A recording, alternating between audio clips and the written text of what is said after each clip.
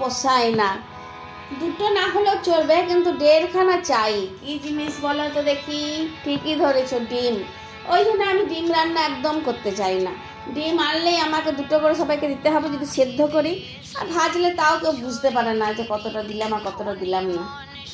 তা রবিবার দিনকে তো ভালো মন্দ কিছু খাওয়াতে পারিনি, তাই আজকে ভাবলাম একটু ডিমের ঝোল খেয়ে মাছের আর মাংসের থেকে একটু স্বাদটা পাল্টাই।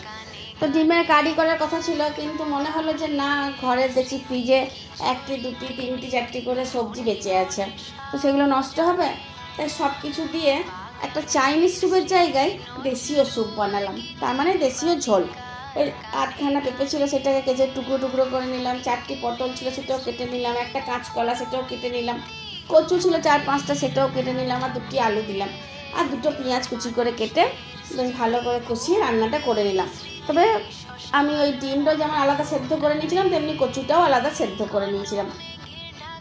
বেশ জিরে গুঁড়ি, ধনে গুঁড়ি, হলুদ দিয়ে কষা মশলা যখন টকবক টকবক করে ফুটছিল, ডিমের ঝোলের এত সুন্দর গন্ধ বেরিয়েছিল যে কারোর আর পড়াতে মন বসছিল না। বিলু তাড়াতাড়ি করতে এখন চলে আসছে, এখন মর্নিং স্কুল চলছে।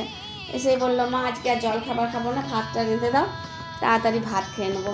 এত সুন্দর গন্ধ বেরিয়েছিল।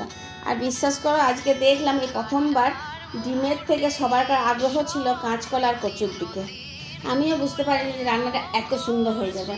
যদি ভালো লাগে তাহলে তোমরা অবশ্যই একদিন ঘরে রান্না করে খাও, খেয়ে পরে দেখো কত সুন্দর হালকা পাতলা এই দেশীয় স্যুপ বা দেশীয় ঝোল ডিম দিয়ে খেতে ভালো লাগে।